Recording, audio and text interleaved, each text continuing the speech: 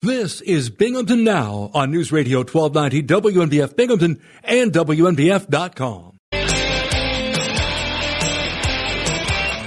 I'm Bob Joseph. Now, the Friday edition of Binghamton Now.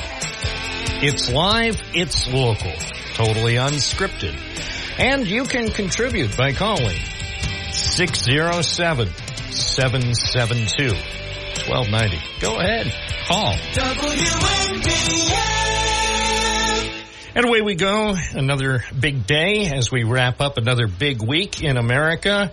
One of the biggest weeks, but don't worry. The September surprise will be coming very soon. If you're ready for a September surprise, then you can brace yourself for the October surprises. Many surprises between now and November 5th. We encourage you to stay tuned for the surprising developments locally and nationally. Yes, now is the time to be surprised. And we will cover it all right here on WNBF at 92.1 FM, 1290 AM, streaming at WNBF.com. And remember, you can stay connected with us using the free WNBF app. It's free and it's fun. With fun-filled features, including a button that allows you to call the studio directly.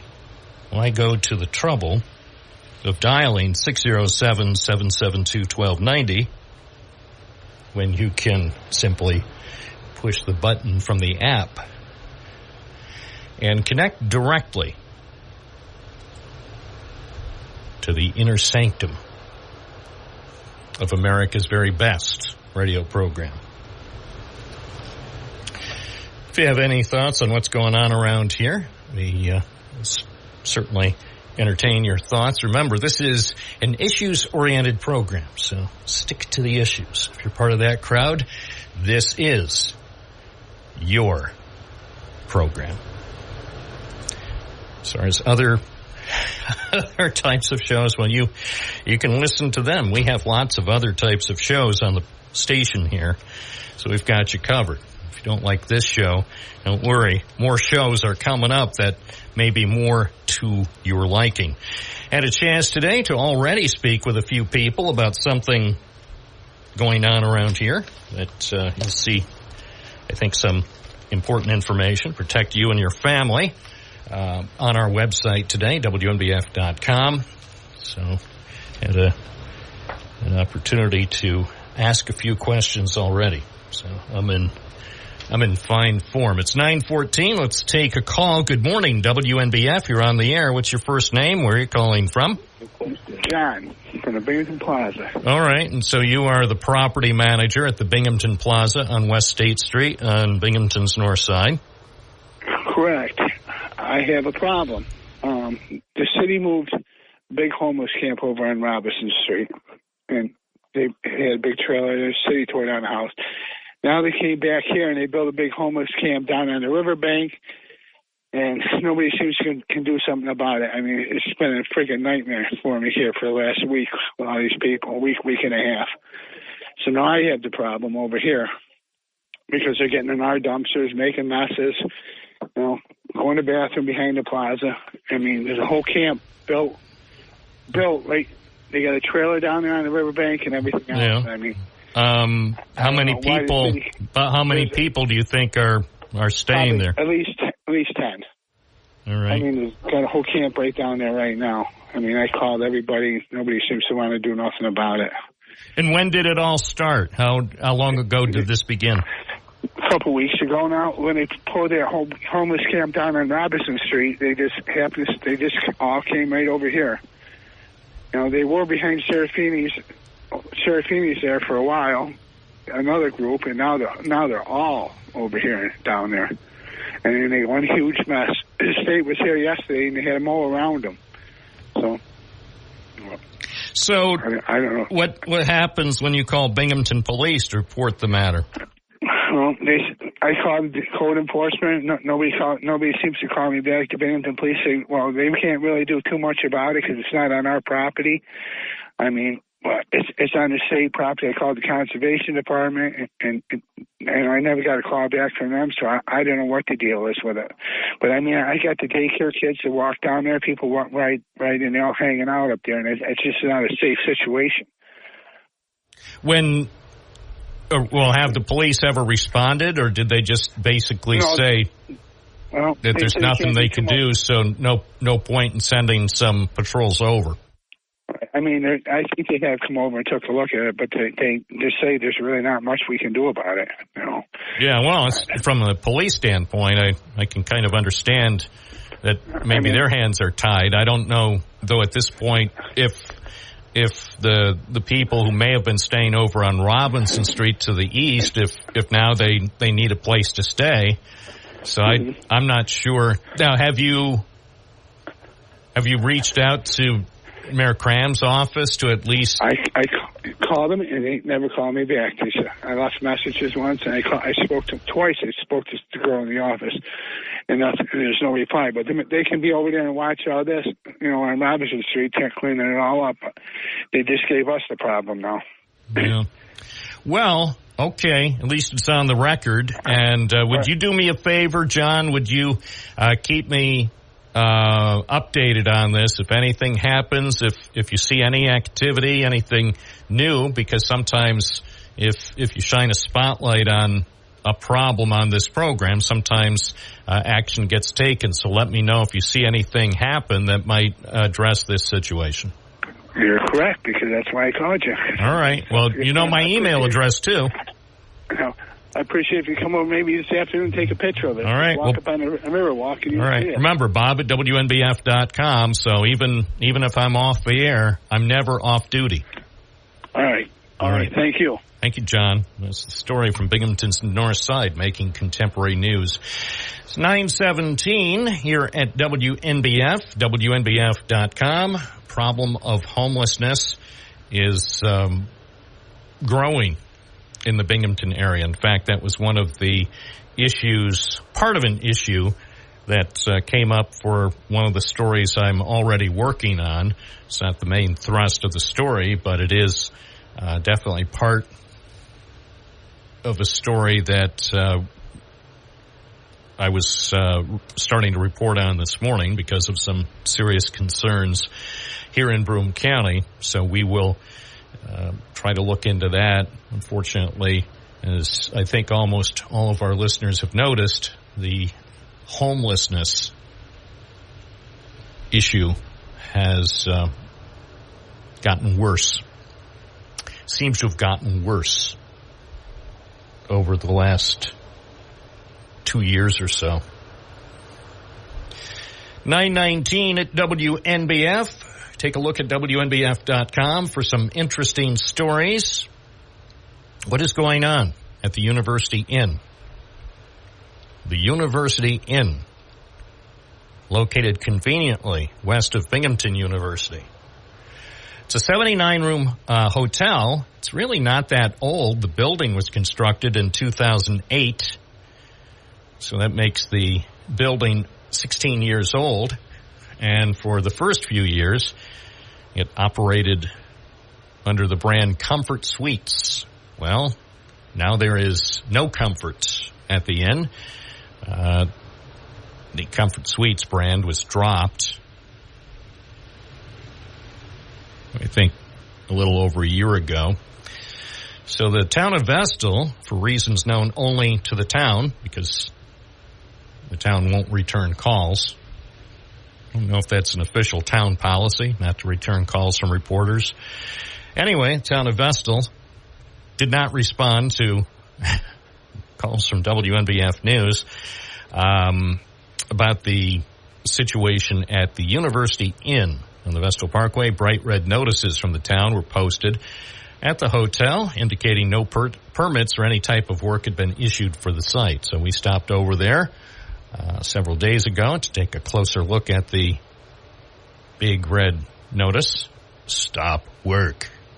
No permits or any type of work have been issued for this property. So the code enforcement person put up the notice saying, don't work here. Also, what I hadn't realized, but going back last April 23rd, the Broome County Health Department put up a notice of closure. Said the temporary residence has been ordered closed and all transient occupancy operations are to cease. So that was April 23rd from the Broome County Health Department. No specific explanation of what that was about. So last week when a WNBF news reporter visited the site, there was no activity, but Thursday afternoon when a reporter stopped by, there was activity. A guy told WNBF News he was delivering some materials and renovation work was expected to resume, and that was in the front. The guy was driving an unmarked white van, and then out back there were people unloading a tractor trailer, a big yellow tractor trailer, apparently bringing materials in. So it could be that renovation work will resume.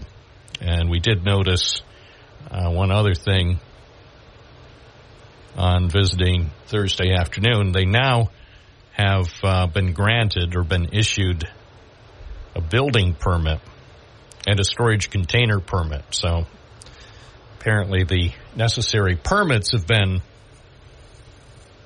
issued, so maybe the renovations will resume. Raj, or R-A-J, Raj Hospitality of Connecticut acquired the property for $3 million last year.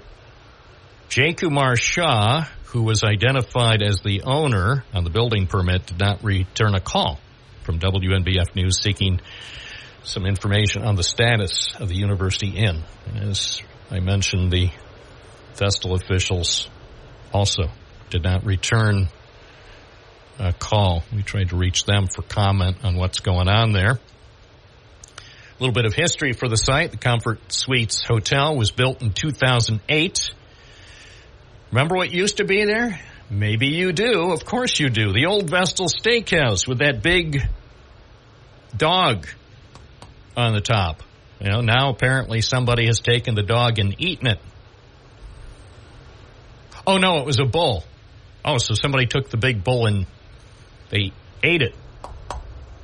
Probably some people who came across the border from Montrose. The property is located a short distance west of the Binghamton University campus. See, from a closer inspection of the property, the beautiful swimming pool at the hotel has been boarded up, so no swimming for now. In fact, no anything for now at the University Inn, not affiliated with Binghamton University. It's 9:24. This is Bob Joseph live at WNBF 92.1 FM, 1290 AM, streaming at WNBF.com. 9:26 on your Friday morning. Welcome to the best episode of the week. The Friday edition of Binghamton Now often is regarded as the best episode. We'll see if we can live up to the expectation today. We offer no guarantees. Every day is unique, and your mileage may vary. Void in Springfield, Ohio. Here's the forecast from the National Weather Service. Some areas of fog this morning, otherwise sunny. High 83, increasing clouds tonight, low 56. Mostly cloudy tomorrow to start, then becoming sunny, high 84.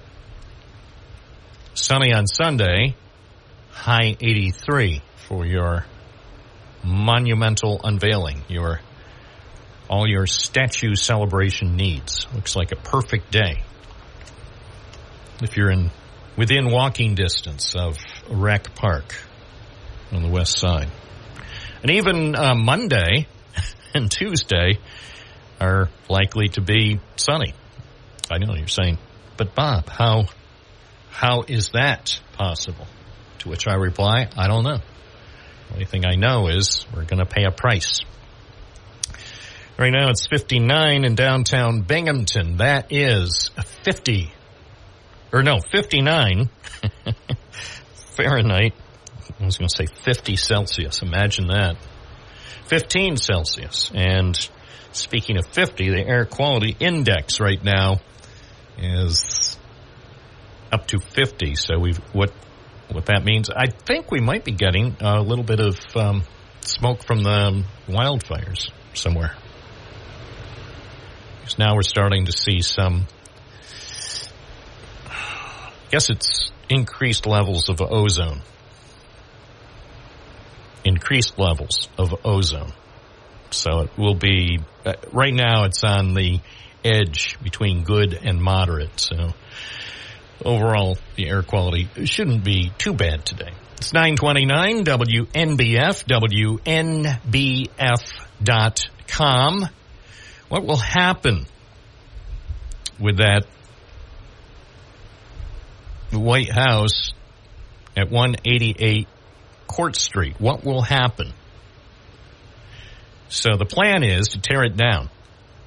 So this White House directly across from Phelps Mansion on Court Street, just a few blocks from here, where I am, over to the east, they're planning to tear it down because they want 7 parking spaces. So they bought the house.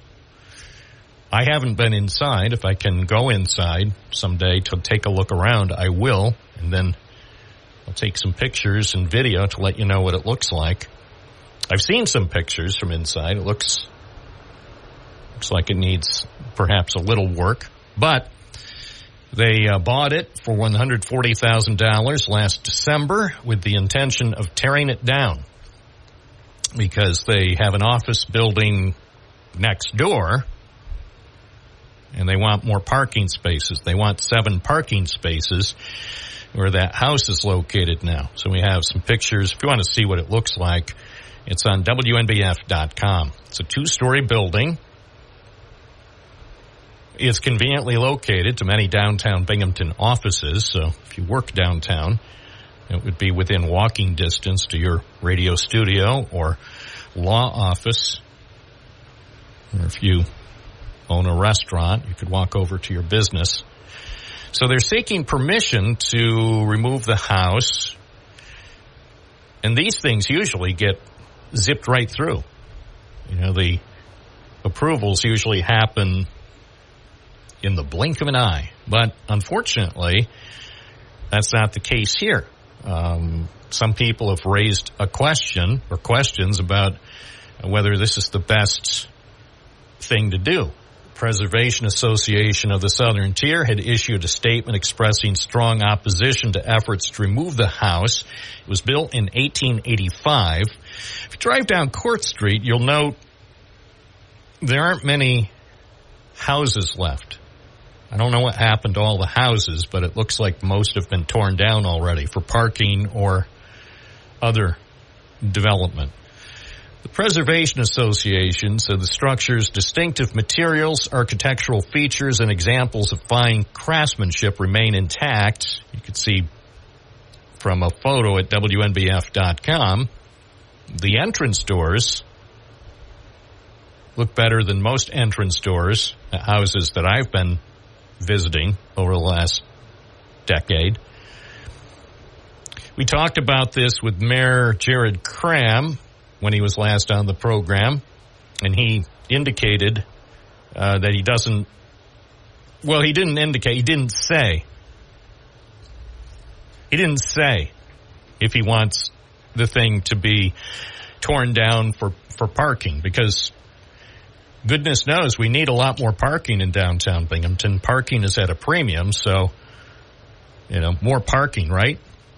Tear down stuff and make more parking lots. So I can see that side of it. Or other, you know, for people who are preservationists, some people like to keep old structures around. But maybe it's time to just tear everything down and build new or more parking lots. So anyway, the mayor, when we asked him, he said it's now been kicked over. That's not the phrase he used. But essentially it was kicked over to the Planning Commission by the Commission on Architecture and Urban Design, because the Commission on Architecture and Urban Design evidently didn't want to approve tearing down a house that was built in 1885. And they don't want that on their permanent record.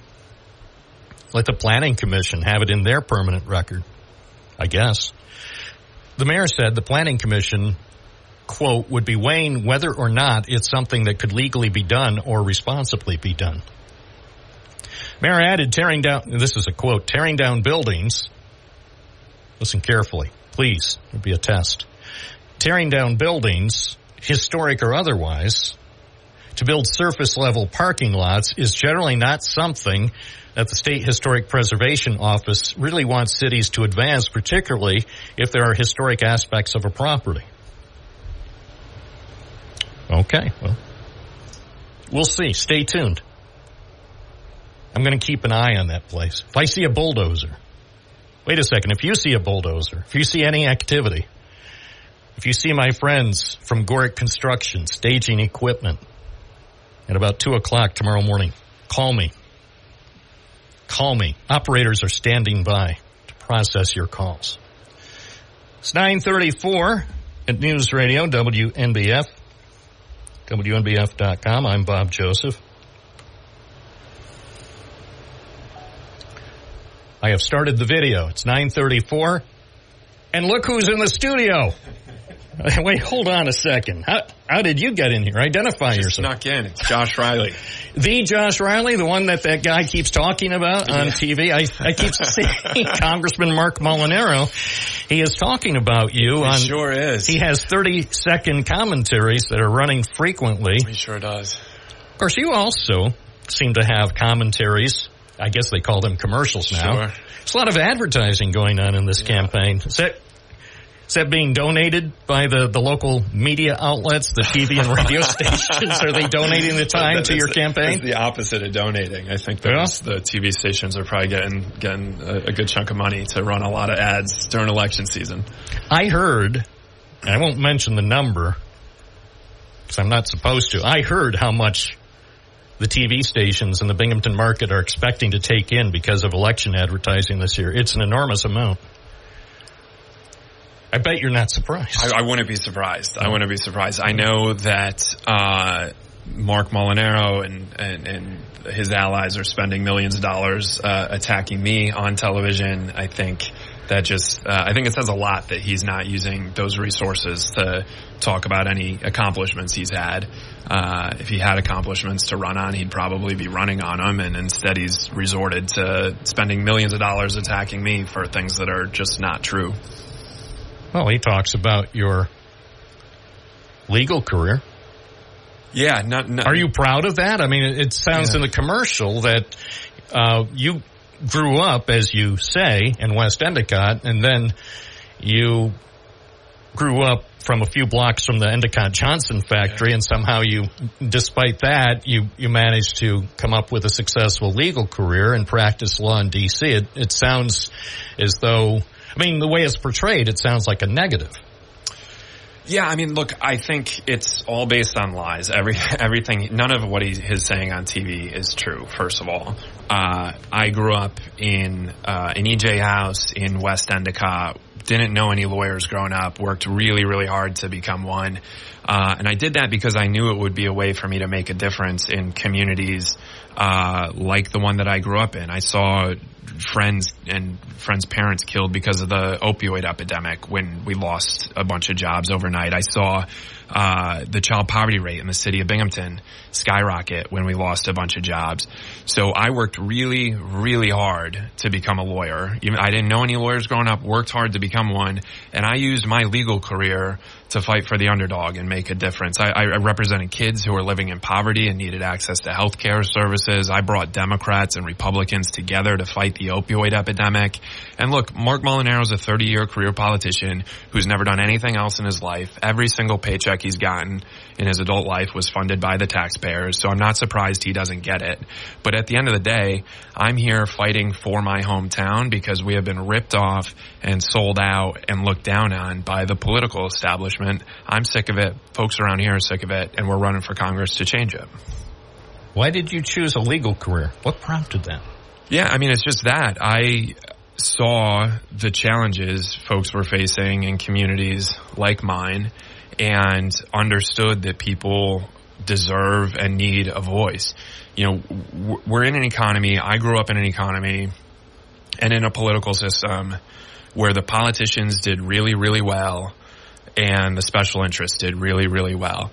You look at what happened here in the Triple Cities, where a bunch of really bad trade deals like NAFTA, like letting China into the WTO, terrible trade deals, were really, really good for Wall Street, really good for the special interests, really good for the politicians who were cashing their checks, and really bad for folks on Bertzel Street who were losing their jobs, struggling to get by, wiped out by the opioid epidemic. And I realized at a young age, you know, my dad went and worked in the plants out of high school. My grandpa went and worked in the plants after serving in the Army. My great-grandpa went and worked in the plants with his great-great-grandpa who came here to work in the plants. Well, when I came up, the plants were closing down. And I wanted to contribute to the local economy. I wanted to contribute to this region. And so I worked hard to do that in my way by becoming a lawyer and fighting for folks who need a voice. How old are you? How old am I? I'm 43, although these days... Okay, the reason I ask... Yeah. No, the reason I ask is we just did a story... yesterday was the 40th anniversary of President Reagan visiting Union Endicott High School, September 12th, 1984. I've seen the pictures. I don't have the memories. I was there. Trust me. It was exciting. It was exciting for a reporter and for people in Endicott to see President Reagan campaigning. And you may have seen the history books. He was in a very, very heated, close campaign against Walter Mondale. It was... by September, it looked really close. By November, it wasn't that close. But anyway, one of the things that we reported on, and if you have a chance, take a look at our story, because this goes back to what Endicott was like in the mid-1980s, of course, regarded as the birthplace of IBM. So the first stop that President Reagan made before going to Ty Cobb Stadium, I think you're familiar with that. Yeah, I'm actually planning to head down there tonight and hopefully catch a little bit of the game. Who are they playing? I think we go tonight. Oh, okay. Yeah. Hey, maybe I'll go. I didn't even realize they're playing there tonight. Anyway, so the president, before going to the big rally with 20,000 people, including, by the way, Matt Ryan, who, the former Binghamton mayor, he was one of the people opposing Ronald Reagan 40 years ago. I know you're thinking, well, that's not possible. But it's true. He sent me pictures of the T-shirt he was wearing. He still has the T-shirt, anti-Reagan T-shirt he was wearing from 40 years ago. Anyway, the president visited IBM Endicott, which was a big thing back in the day. And the guy who was in charge of IBM's division that included the Endicott unit spoke proudly about the 15,000 IBM employees in this region. Now, as you may know, IBM about a year ago ended any sort of physical presence in Endicott. They still have some people working for the company attached to Endicott, but no physical offices. And interestingly, Patrick Toole, who was in charge of IBM at the time, told President Reagan, "We're planning and growing for the future." He said ground had just been broken for 3 new buildings. So that shows you where Endicott and the Binghamton area was 4 decades ago. Things were really looking up and booming. And now look at where we stand today. So that's sort of, I know it's a long way of getting to the point of just how much things have changed around here over the last half century. Yeah, I think that's right. I also think it's really important to understand the promise and the potential of this region. Look, I'm running for Congress. I talk in a lot of my campaign ads about my roots in this community, and I talk about what it's like growing up in a blue-collar neighborhood where the family and the whole community worked in the plants. I talk about that not as some sort of sense of nostalgia, not looking toward the past. I talk about that because, number one, I'm really proud of my deep roots in this community. But number two, more importantly, I am so optimistic and hopeful about what we are going to accomplish here in the future. I mean, you look those stories from the 1980s about 15,000 folks working at IBM. Those are good blue-collar jobs that can earn you a place in the middle class even if you don't have a college degree. You show up, you punch a clock, you work with your hands, you make the things the world needs, and you can take your family on a family vacation every year and afford the school clothes. That's a strong, strong middle class. That's what we had with Endicott Johnson. You know, I talk about growing up in an EJ house, and I talk about that because it's something I'm incredibly proud of, right? You have a community that was literally built by workers here. Houses in my neighborhood, all of the houses looked the same. And I remember growing up, and when the storms would come through, whenever there was a thunderstorm, everybody would go sit out on their front porch and watch the thunderstorm, right? I talk about that because I know what a strong middle class looks like, and I know that we can have a strong middle class here. I also know from my generation coming up what happens when the corruption in our politics sells out communities like this one. I mean, one of the campaign ads that I talk about was delivering the newspapers in the morning. And it literally, as a kid, it literally felt like I was delivering bad news to my neighbors, because I would drop the Press and Sun Bulletin off at the doorstep, and the headlines that my neighbors were reading were about the plants closing down. And on the same page of the newspaper, it talked about how great that was for Wall Street. Like, IBM gets to ship a bunch of jobs to China and Mexico, Wall Street profits soar, and guess what? The politicians then get to line their pockets with a whole bunch of corporate PAC checks. So for me, I'm running for Congress, number one, to change that. Like, we have got to get the corruption out of the politics. We've got to get the special interest influence out of the politics. And we've got to get to a political system that works for working folks across upstate New York. And number two, once we do that, the sky's the limit here.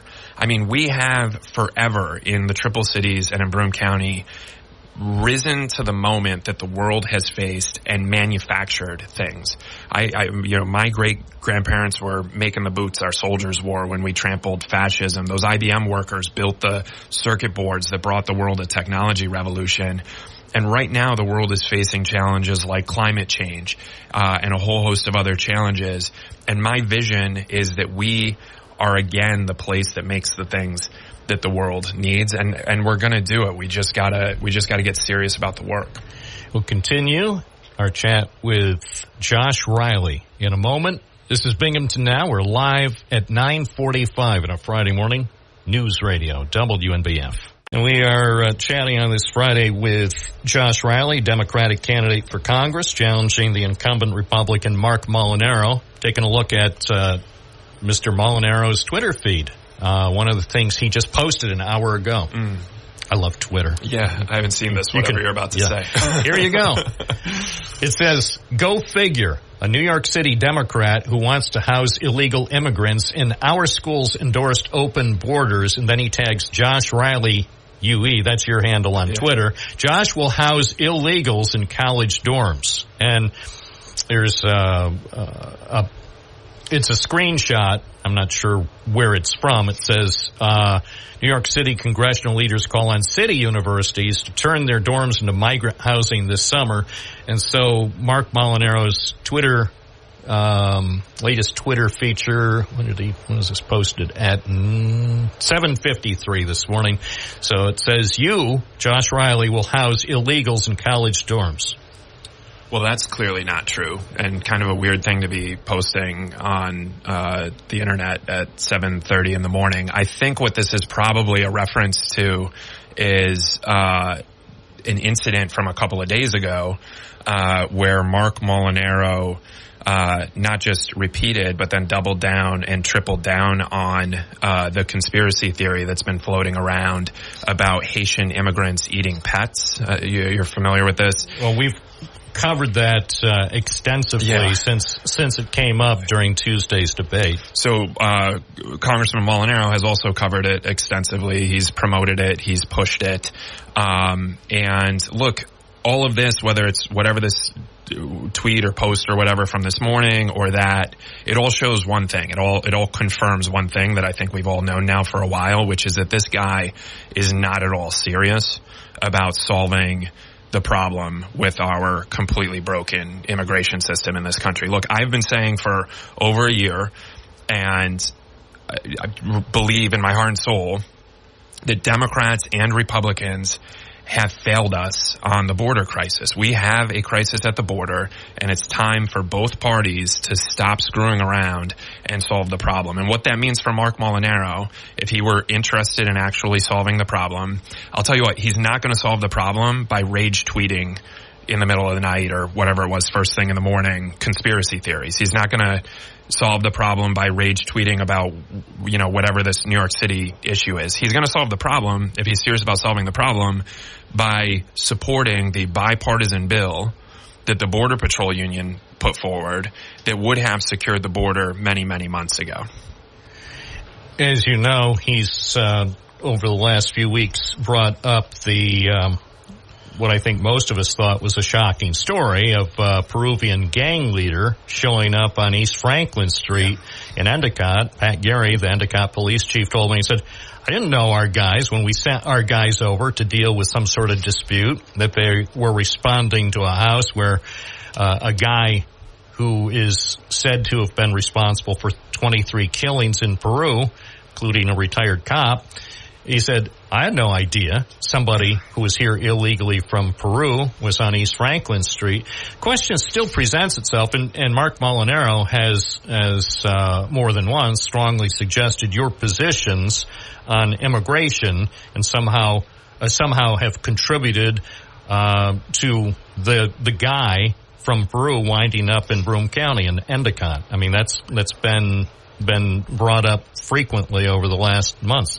Even, I believe, Donald Trump has at least a couple of times referred, at least indirectly, to the guy from Peru. Mm-hmm. So is it the fault of Democrats? Is it the fault of Biden-Harris and congressional Democrats that people like Peruvian gang leaders wind up in the village of Endicott? It's the fault of everyone. All of the politicians are failing us. Look, we have not updated our immigration laws in this country in about 40 years. I mean, we were just talking about 40 years, President Reagan coming here. Think about that, how long it's been since we updated our immigration laws.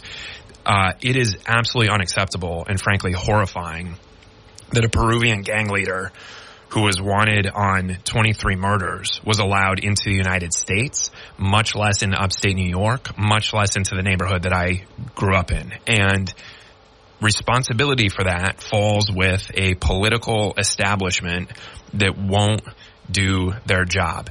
And that starts with Mark Molinaro.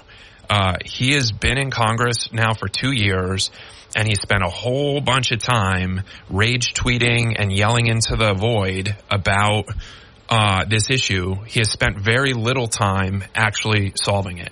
He has a bill sitting on his desk that would send thousands of Border Patrol agents to the border, would construct physical barriers where that's appropriate, would see a surge in technology to stop the fentanyl trafficking. It's sitting right there. The Border Patrol Union wants that bill. A bunch of conservative lawmakers in the Senate worked with a bunch of Democrats in the Senate to strike a deal and get it done. And if I were in Congress, I would support that bill because we can't have Peruvian gang leaders running around the neighborhood that I grew up in. It's 9:52. We're talking with Josh Riley on WNBF Binghamton now. So the election is coming up. I mean, it's still scheduled for November 5th, right? Still They're not going to change the date. And actually, they better not change it on us. early voting will start actually not too long from now. What's the situation regarding debates between you and Mark Molinaro? How many debates has he agreed to? Well, I'm looking forward to a debate that we have scheduled. I think it's on October 10th. It'll be broadcast across the whole district. I understand that we're both also participating in a Broome Chamber Forum that's coming up. So I'm looking forward to having that conversation.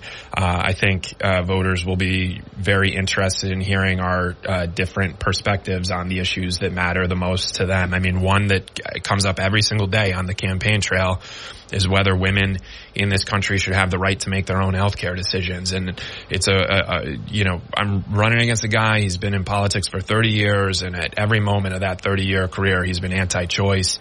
He voted against Roe v. Wade at every turn. And so I don't think anybody should be surprised that when he got to Congress, he voted 13 times to restrict women's ability to make their own health care decisions. And I know he's spending a lot of money on TV ads saying something different, but his voting record speaks for itself. And hopefully that's something we'll have a chance to have a debate about.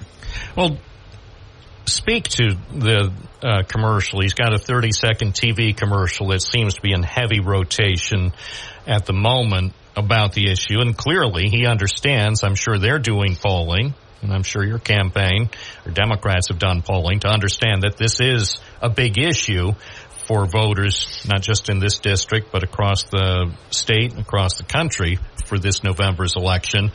But he does try to reinforce that essentially for New Yorkers, it would be not anything would really change. And his point is basically it should be left up to individual states. So if New York and Pennsylvania want to keep things the way they have been, they can. But if other states, lawmakers in other states want to enact their own regulations regarding abortion, that they should have that opportunity to do so. That's the essence, I think, of his current commercial.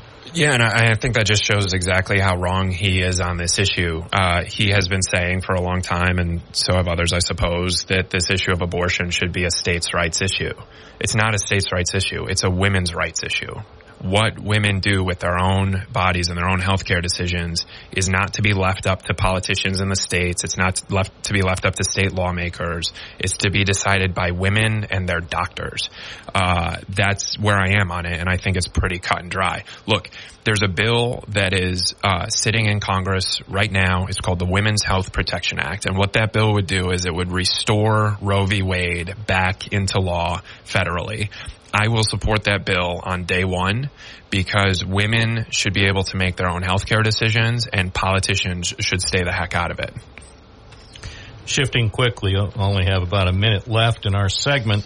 How much do you think this campaign, this congressional campaign, ultimately is going to cost? This likely, I suppose it could be the most expensive, certainly one of the most expensive congressional campaigns in upstate New York, certainly in the southern tier. Yeah, I think it's going to be, unfortunately, very expensive. We learned a couple of weeks ago that a dark money super PAC that's primarily funded by the fossil fuel industry, as I understand it, plans to spend about $28 million in the 5 media markets that cover this district. But here's what's important about about this issue. It's not the amount of money. We have outraised my opponent, but what's important is the way we have done that. I don't take any corporate PAC money. Never have, never will. My opponent has taken nearly $1 million in checks from the utility monopolies, from the big ag monopolies that are steamrolling our farms. He's taken nearly $1 million in corporate PAC money. I've never taken a single penny. I never will. And I'm very proud of the fact that 90% of the contributions to this campaign are $50 or less. We're running a truly grassroots campaign. And when I got into politics, a lot of people told me, Josh, there's a certain way you got to do things. And they said, Josh, one of the things you got to do is take those corporate PAC checks. I'm not doing that, and we're going to prove all those people wrong. Josh Riley, running for Congress, Democratic candidate challenging Republican incumbent Mark Molinaro in New York's 19th District. Thank you. Thanks, Bob. Good to see you. Warning. First, though, we're joined by Lila Ballier from Achieve. And welcome to Binghamton Now. Thank you. Good morning. And Achieve is sponsoring a special event. It's actually an inaugural event that'll be coming up in October in Norwich. Tell us a little bit about what Achieve will be doing on October 27th. Sure. So we are very excited. This is our first year of doing this 5K event in Norwich, New York. We provide services in Broome, Tioga, and Shenango counties. And so we have events in all of the counties, but this is specifically for Shenango County. It's a big event. We encourage everyone to come. It's at 10 a.m. on Sunday, October 27th, and it is a certified 5K. So for the runners out there, you know what that means. It is a USATF certified course.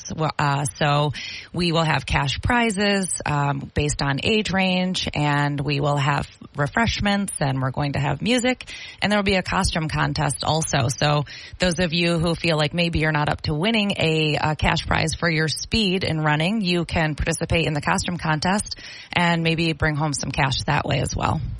All right. We'll talk about the ways to register for the event in just a moment. First, a little bit more about Achieve for people not familiar with the organization.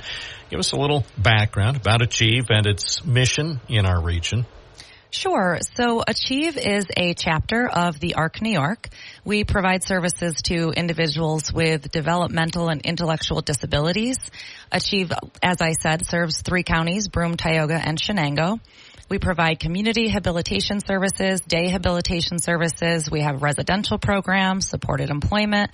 So basically any service that a person with a disability might need, Achieve can provide that service for them. So do you use only paid employees, or do you also utilize some volunteers for some of the programs? Occasionally we do need volunteers, but for the most part we have a lot of paid employees, and we're always looking for more good employees. So we are a very large organization with around 500 employees at this point.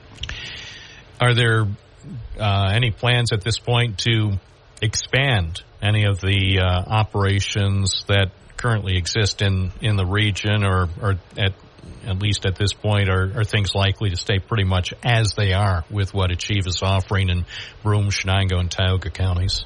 We are always looking to add services as they become available from the state and OPWDD, which is the Office for People with Developmental Disabilities. So Achieve is at the forefront of services that are available for those with disabilities, and always willing to grow and learn and move forward with the times. Any indication about how many people are served and assisted over the course of a typical year? Right now we have around 800 individuals that we serve, but we serve them in multiple arenas. So someone who receives our residential services might also participate in our community habilitation or our supported employment programs. And again, as we mentioned at the outset, the 5K event in Norwich will be taking place on October 27th. If people would like to register ahead of the event, how can they do that? So the registration is $30. That includes a race day T-shirt and other swag. They need to register before October 10th for that T-shirt, and they can register at achieveny.org. They can also visit our Facebook page to see the event listed there. All right. I'll have you give that website again in just a moment.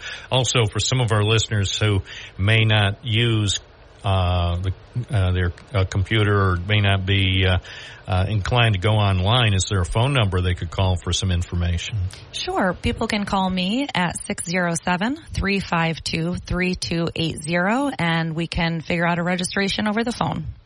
And again, your number is 607-352-3280. That's right. And that website, if people would like to register for the October 27th 5K event?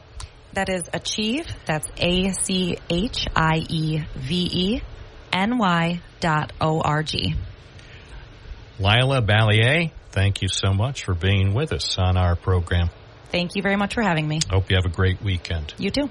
It's 10:15. We're live and local at News Radio WNBF. This is Bob Joseph. Call me if you want to talk about some issues.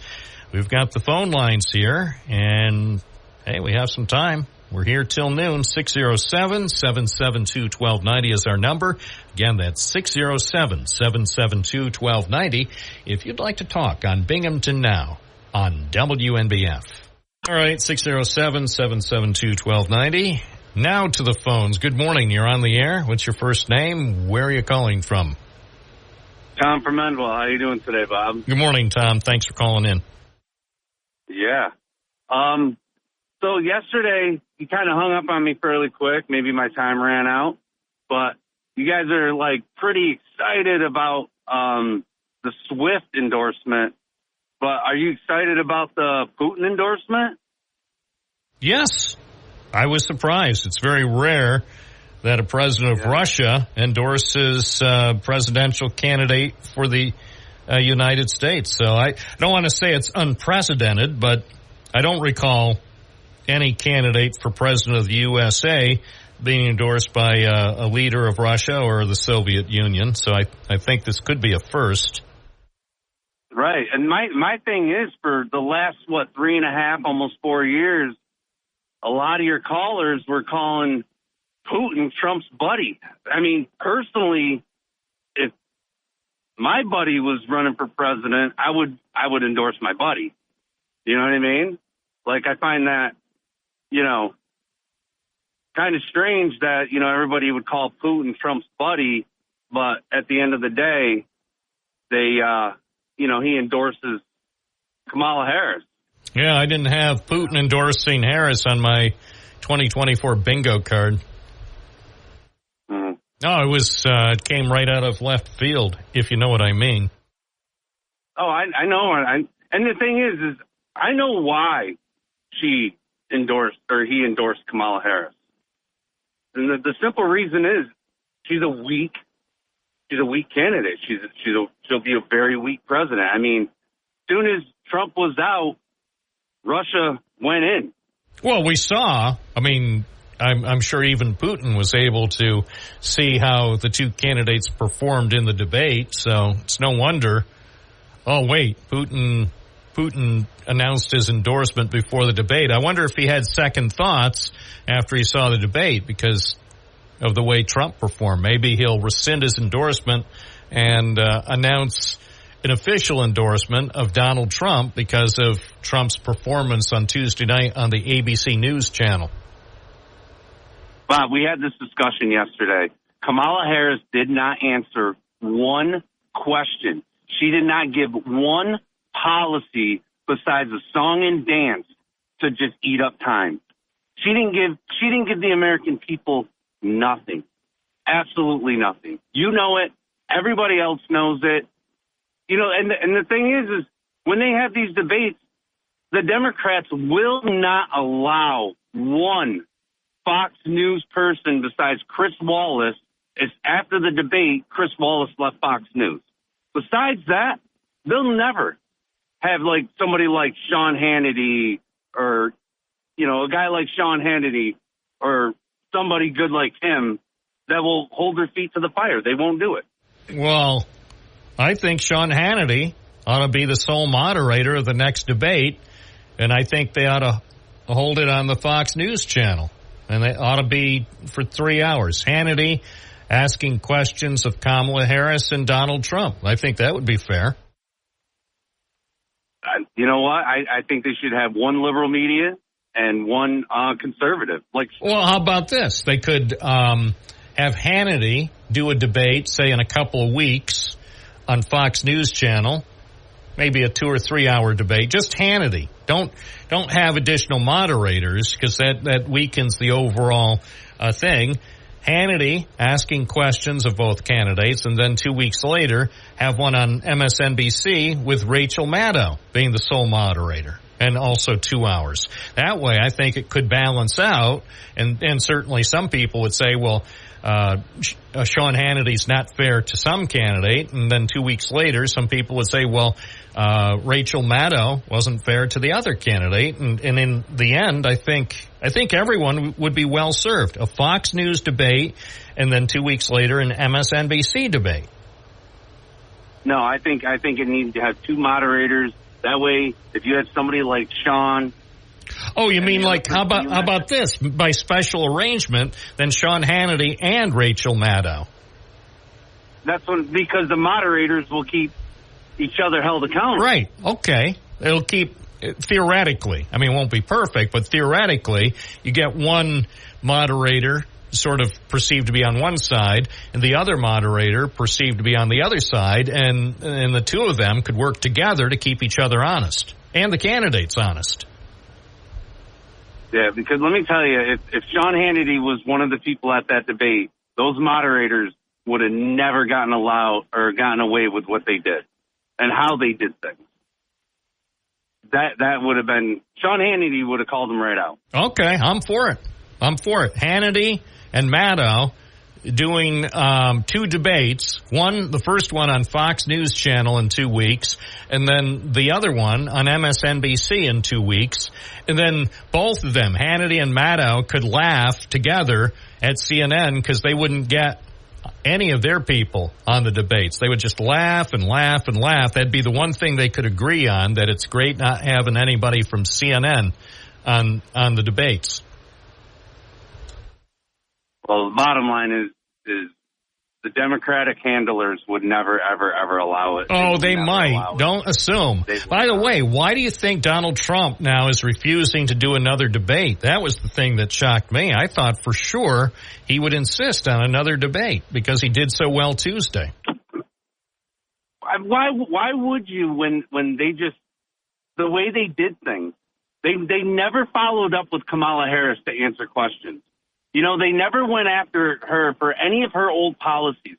But, man, would they go after Trump for his indictments, January 6th. They never went after Kamala with the 2020 riots. She was bailing people out. She was in... But she's never been indicted. You have to admit that. Trump's been Trump's been convicted of 34 felony counts. Look, you haven't been convicted of any felony counts. I haven't. Kamala Harris hasn't. Even J.D. Vance hasn't been convicted of any felony counts. Only one person in this race, at least for the major parties, has been convicted of 34 felony counts. Well, let's not forget, when Trump announced in 2015 that he was running, the attacks immediately started. But that was predictable. That's how it's done. I mean, even if... who's the kid? The Bush kid, Jeb Bush. Even when he was announced, people attack each other. Once you become an announced candidate, you're going to be attacked by the loyal opposition. That's how it works. But they've never stopped. They've taken up. That's how it always is. They're always on attack. The attack dogs are always attacking for both parties. That's how politics works. That's the beauty of the political process. Let me ask you this. Last question. Let me ask you this. If all these things happened, years ago, decades ago, what they charged Trump with, why didn't they bring him up then? Why did they wait so long to bring him up? Well, that's a good question. They should have. But now, time's running out. Now, with the clock ticking, and we're getting desperately close to early voting, now is the time. If not now, November 6th, it's all pointless. It has to be discussed. We have to get this out in the open. We have to deal with those convictions like adults. Yeah, and then you got the Trump assassination. Look at the debacle in that. It's terrible. And the Secret Service had better start answering those questions. I appreciate your call. Thank you. It's 10:29. WNBF with more calls more often. 607-772-1290. Good morning. You're on the air. What's your first name? Where are you calling from? Hi, my name is James. I'm calling from Binghamton. Is that in upstate New York? No, it's out in the Hamptons. I thought it was one of the Hamptons where the ritzy Democrats hang out with all their liberal progressive friends. Continue. Wait, are you serious? Did you not see the 2022 congressional election map? Or when was the last time you were on Long Island? Bob, I'm telling you, and I'm not saying this as hyperbole, I'm saying this as a citizen journalist. You could make the argument that Long Island is more in the far right wing pocket now than like a lot of upstate New York is. I agree. I was just having fun. I wanted to see if you're paying attention. Look at Billy Joel. I rest my case. Oh, I don't know much of this. That guy who wrecks a car or something. No, he's still playing in Madison Square Garden. No, he ended his thing, his residency at Madison Square Garden. That's over. They finally got sick and tired of his shtick, so he's done there. MSG finally said, enough already. You're singing the same songs every time. Out. What? I don't know if you know this next one. Sing along if you know it. No. Hey, did Tom from Enwell actually watch the debate the other night? I don't think he did. Because, like, I should have asked him directly, because that's true. From his statements, I got the impression he may have been otherwise occupied during that debate. Well, I'm watching it, and they literally took the time out to be like, okay, Ms. Harris, you said this about fracking, you said this about other things. Some people are saying you're moderating a bit. What do you say to critics who are saying you are changing your positions instead of blah, blah, blah, blah? And she had a pretty good soliloquy about, my values don't change, but you have to work with, the situation that's presented in front of you. She also very forcefully said that she would make sure that she was in support of making sure we restore, medical autonomy for women. I know people get caught up in the jargon of Roe v. Wade and abortion and choice and life and whatever, but really what it's about is every human has the right to self-direct their medical care, autonomously. And it's I can't believe that we're still having this discussion in the 21st century. But did he actually did Harris have to talk at all? Because all I heard from Trump the entire time was just if he took a box of those magnet words of the worst things you'd find on a 4chan message board just spilled on the floor. I mean, how do you not listen to what was, and I mean this very, I'm not trying to stir the pot when I say this. I guess he brings up when Trump first came down the escalator and they were critical immediately. Well, yeah, because his first speech was full of not so subtle racist dog whistles. And on Tuesday night, we heard naked racism. All right, saying that 20,000 of any type of people will do this because they look and sound different than you is naked racism. And now he's palling around with Laura Loomer. So listen, I'm not calling Trump supporters by the racist. way, sorry, I didn't. Wait. You can't just insert Laura Loomer and think I'm going to. You did it, man. I wasn't going to say anything, but now that she's in the discussion, can I just ask you for the record, and I'm going to throw this out there, what's going on there? Well, you used the word insert, and I'll just leave it at that. Oh! James. James, please. There might be adults listening. Now, here's the thing, and this is the last thing I'm going to say about Laura Loomer during this particular call. No, I'm not going to say it. Anyway, continue. I'm sorry. No. That's all you need to know. It's all you need to know. Now, here's the thing, but seriously. Got a high school drama going on because MPG is he's my trophy. Where are you going? I'm not saying he's tempted. I'm just saying, come on. I mean, and so Melania. You see, this is the thing. Bob, I didn't mean to derail this. But it's your fault, James. You say, and this is what I'm telling you. This is called the whatever that thing is that people. It's I can deny it when in fact you set this up. You're pushing a button you shouldn't have pushed. I didn't bringing Laura Loomer up. That's a sensitive topic here on the program. I didn't realize that it was. There are two things. Anyway, no. There are two third rails on this program that you and every listener ought to know. Of course, Janine Pirro, we know that. Stay away from Janine. And Laura Loomer, stay away from her. Otherwise, there are 8 billion people on the planet, and they're not going to cause a problem. Let's just stay away from Janine and Laura. Continue. Now that we're back on track. Back to the notion of Putin. Trying to troll everybody by, saying, "Oh yeah, I support Harris." Okay, first of all, Harris is not weak. If you watched that debate, you saw a criminal prosecutor execute their craft. Okay, she laid out perfectly and exactly, and didn't even say it. I'm calling it insane things. She demonstrated how easily manipulated and weak Trump is because of his ego, because of his need to be special, because of whatever narcissistic complex he has. She basically baited him with anything other than a topic within an important topic, and then he takes his answer for 2.5 minutes and literally goes to people are eating pets. And again, there are very few racist tropes older than foreigners are eating your pets. This is nothing new. And it's absurd. Even you have Governor DeWine of all people in Ohio saying this is no, this is not how we talk about the people in our state. What are you doing? So, no, she demonstrated perfectly exactly why he is the sort of person that's easily manipulated and flattered by despots such as Putin, such as Kim Jong-un. And then, oh, yeah, I'm sorry, I forgot about the other thing. Why, of all the people in the world to name drop as someone as a positive connection, would you drop Viktor Orban? the dude who is an autocratic dictator who is persecuting their gay community. He's against rights of all sorts. Literally, the last person you should be name dropping as someone as I as an American want you to look to, other than maybe Putin, would be that guy.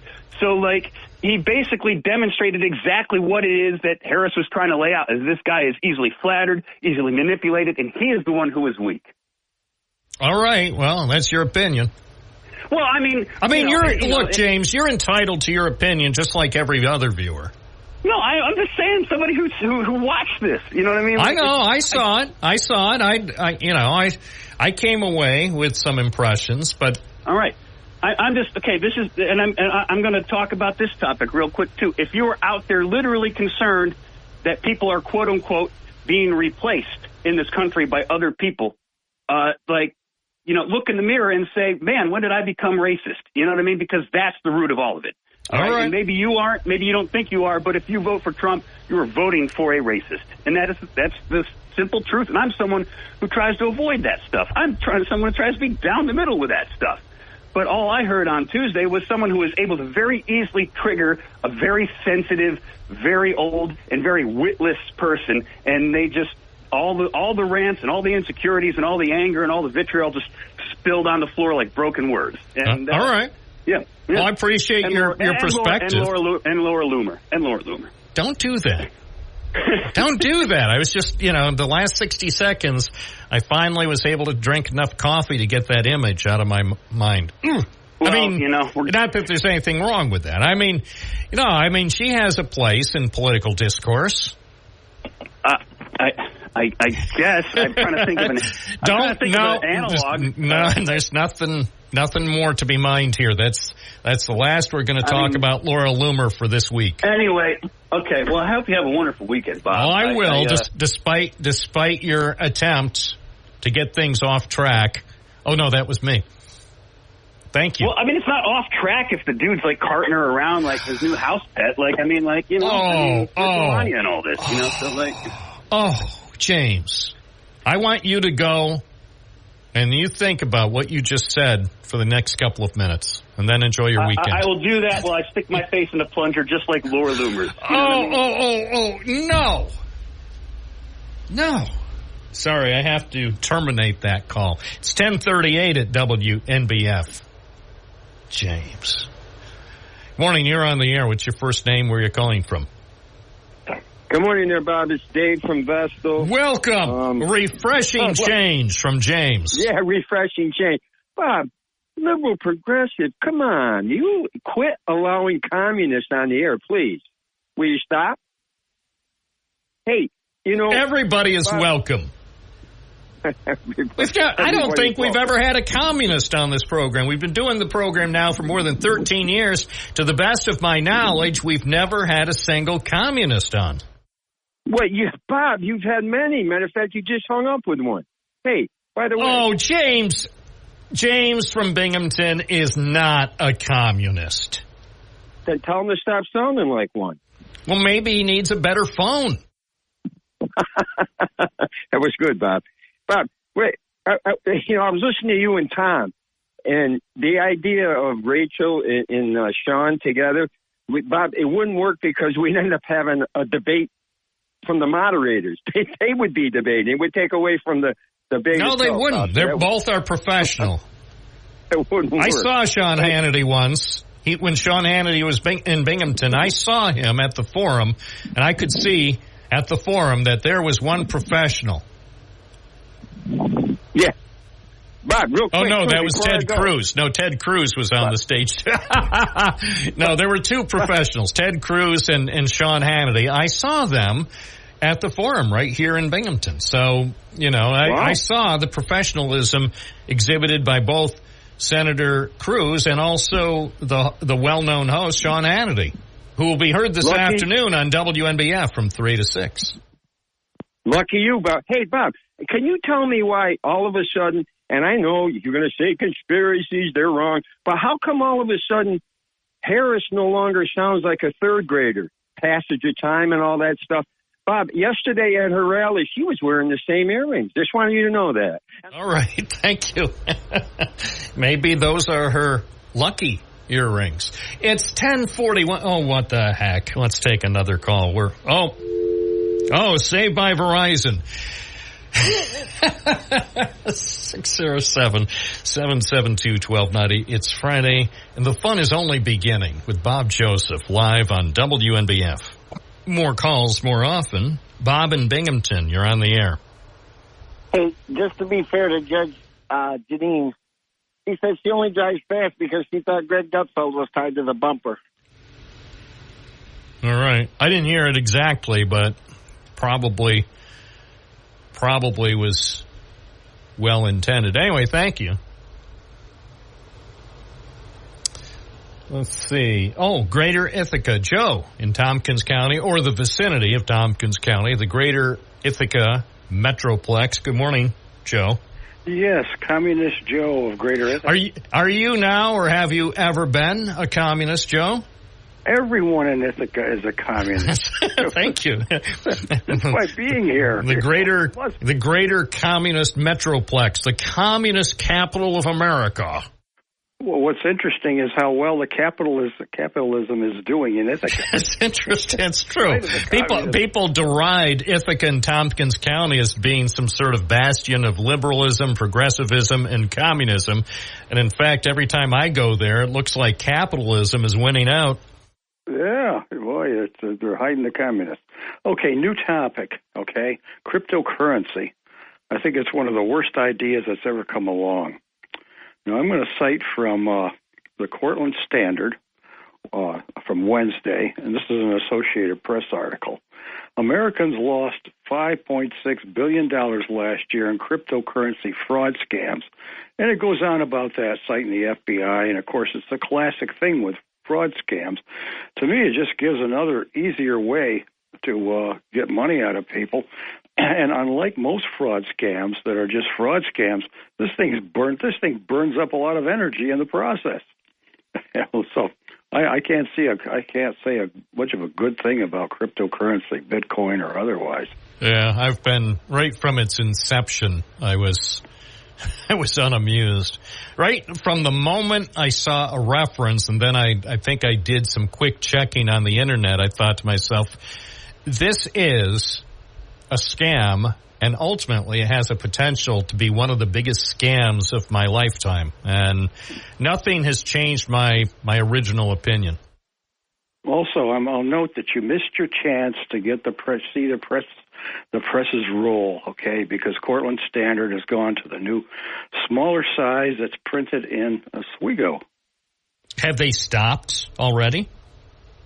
No, Are they still printing? Are they still printing in Cortland, or did they pull the plug on their Cortland plant? No, because the paper size got smaller. I mean, the physical size of the paper, because it's printed in Oswego. So when did they stop? When did they stop printing in Cortland? About a week ago or more. Oh no! Yeah, I think you missed your chance to see it roll. There you go. Well, but it's still very robust. I mean, they still got the reporters. They're still doing the thing and so on. So I don't think it's. Is there any truth to the speculation that the Cortland Standard will be acquired by Gannett? I doubt that. I doubt. Well, I think that'd be a good fit. That would be a good fit for the Gannett portfolio. Well, yeah, to suck down what it's got. Well, the thing is, it has no big wealth behind it. It's a family kind of thing, and there's not that to grab. You know what they would do with it. I don't see that happening at all. It's just a local. Does the Cortland Standard still have a physical newsroom? Yes. The building is still there. They're still working out of that. Now, as far as the presses, they were in the lowest floor. It's got a number of floors in the building. I don't know which ones are occupied and not occupied and what they're doing with it.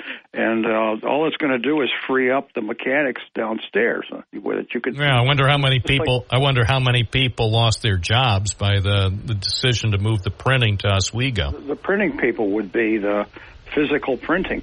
But see, also, it's been delivered through the mail for quite a while now.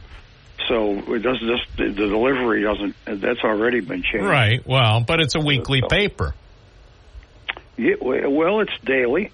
Oh, is it daily? Okay, I forgot. Oh, yeah, how many days a week? 5 days? Well, let's see.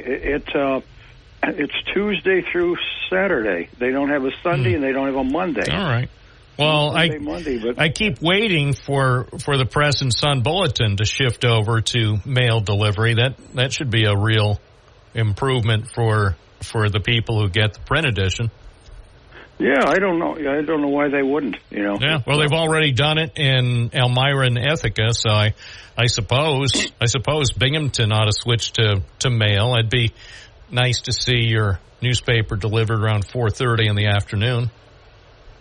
Yeah, well, we get our mail about 2 o'clock in that nice. range. It's pretty consistent. We have a pretty happiness here. All right. Well, I appreciate the update from Cortland. I'm of course, very, very upset that they shut down the printing site, but I guess that was inevitable. Neat. You can still go there and see the thing, and they take right after they print it, they stick it on the window there so you can see it if you're walking by. And but it's still there, and it's a nice big old building. All right. Well, I'll still drive up sometime and ask the guy if he'll show me the presses. Yeah, Main Street just got paved. Okay, well then maybe I'll come up this weekend. No, I'm busy this weekend. They've been digging it up. Well, contact me. I'll show you right where to go and all right. where to have lunch. And all right. Well, maybe next weekend. Whatever. All right. Whatever. Thank you, Joe. Bye-bye. 10:50 at WNBF. Joe in Owego. No, Jesse in Owego. Hi, Jesse. You're on the air. You can call me anything you want, Bob, except late for dinner. And stop calling me Shirley. That's exacto. Boy, that's giving me a curveball. So now they're starting to undersize papers. So apparently I got to go around with a tape measure and see if they're going to decrease the size. Geez, what's going on?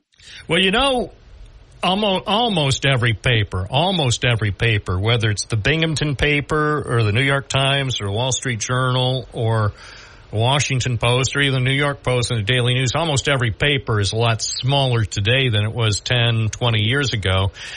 There are a couple of exceptions. The Deposit paper, the Deposit Courier, and also the Hancock paper in Delaware County, they're still really big. In fact, they're so big, it's hard to operate those papers because they're so big, and now we're used to teeny tiny papers.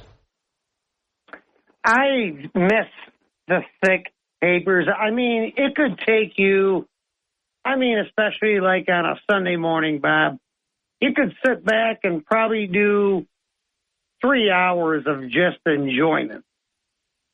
And you got so much information, so much knowledge, and it's like, I can't believe what they're doing. It's like, anymore, it's, I don't know what to say.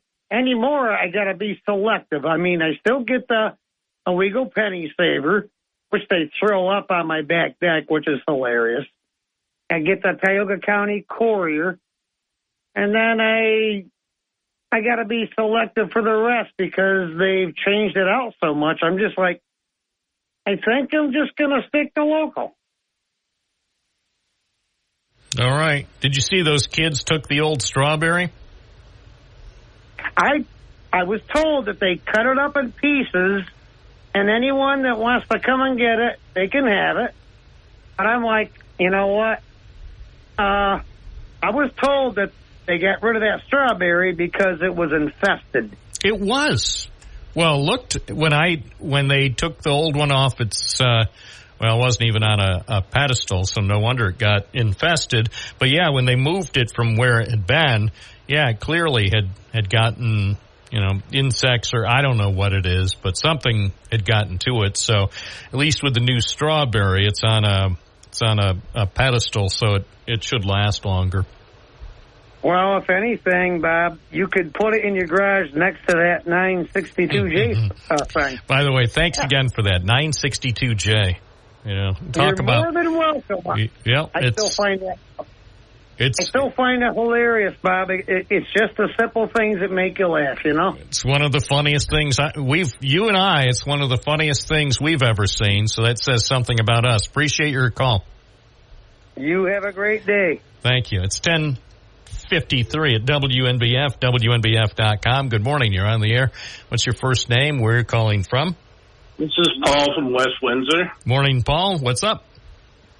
I signed for Josh Riley to get on the Democratic ticket. He came to my door, and he's an awful nice guy. All the people on Birdsall Street, they're real Americans. They're really nice people. But when I found out he was on the Democratic Party, I said, okay, yeah, go ahead and on the conservative ticket. I know he probably couldn't get on the Republican ticket, but the Democrats have gone so far past progressive that they're dangerous now. So how are the Democrats dangerous now? Well, you know how I feel about Kamala. I don't know if you know, but she's a communist. She's a communist. No. Well, that's what Kamala Harris is not, nor has she ever been, a communist. Well, she says we're not going to take away the guns, but the Constitution's in the way. She said something to that effect. By the way, Kamala Harris, when she's president, will not take away your gun. Well, you go back a year and she said differently. Yeah, but that's before she knew she was going to be president. Now that she knows she's going to be president, she knows that it's not correct for any U.S. president to say they're going to take away your guns or my guns. She's like a box of chocolates. You don't know what you're going to get. Hey, that's the beauty of life, right? Well, I'm not taking a chance on getting the wrong chocolate. So you're gonna vote for the tried and true Trump. Right, because he's very conservative. He wants to make America great again. You can't fight. How do you fight back on that? Well, I don't think she would do anything rash. Well, you don't know. No, but let's see. Let's find out. Give her 4 years and see what happens. And if it's not working, then she can be fired, like the voters fired Trump in 2020. So in 2028, if she's doing a poor job, as many people think she will, then she can be fired, and then we could have somebody like Trump Jr. running. And Donald Trump Jr. or one of his siblings could ultimately be the next president. We could get another Trump. The undecideds feel like I do. They don't know what they're going to get, and they're not going to take a chance. Oh, I think they should take a chance. Come on, let's take a chance. Like Abba said, take a chance on her. It's like you said. Whatever happens, everything's going to be okay. It will be okay. That much we know. Hey, Paul, thank you. Have a great weekend. Have a great day. Thank you. It's 10:56. Everything's going to be fine. It all will work out. I'm Bob Joseph. You're listening to WNBF. 607-772-1290 is the official number. Use no other fake numbers. Good morning. You're on the air. What's your first name? Where are you calling from? This is Matt Groening from The Simpsons. What about those geese? Well, I'm just hoping that they do something because it's, where The Simpsons is based in Springfield. So it would be great for them to do a takeoff on somebody, people descending on their community to eat the pets. Did you see the video? The kid who does the voice of the police chief actually put out a video of him. Really? Yeah, of him portraying the Springfield police chief. And it's the funniest thing. It's about the funniest 20 seconds or 25 seconds I've seen on the internet this week. And it's basically, what's his name? Chief Wiggums? Yeah, Chief Wiggums. Yeah, yep. So Chief Wiggums gets the call. Hey, Springfield police. And the caller. So they've already done it. Oh, yeah. I mean, on Twitter. Look it up. I can't think of the guy.